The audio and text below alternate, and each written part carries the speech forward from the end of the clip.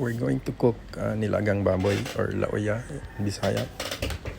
So we prepare basic ingredients like luya, kamatis, sibuyas.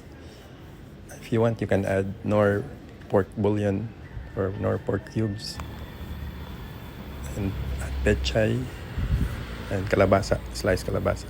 Clean the vegetables, wash them, and prepare about 6 cups of water, boil, then pour pork, then the ricados.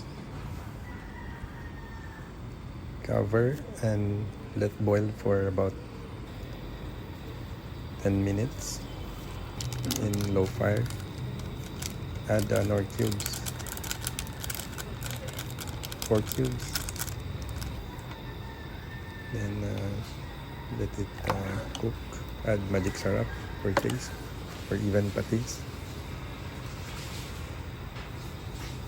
Stir a little bit.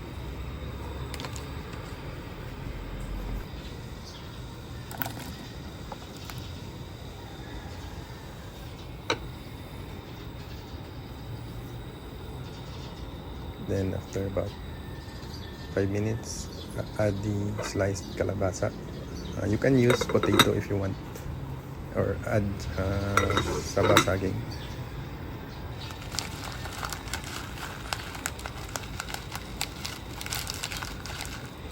Cover and let it cook for another 30 minutes, 30 to 40. Add some whole pepper.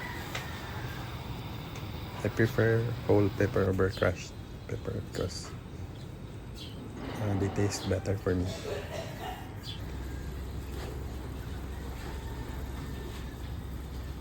Then when pork and kalabasa is tender, you can add the pechay. It's the last vegetable. Let it simmer and cook.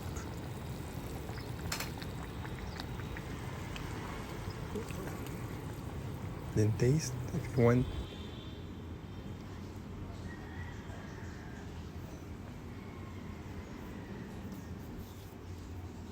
And don't overcook the pechay, and so that's it. You now have a perfectly cooked Nilagang Baboy or La-uya in Bisaya.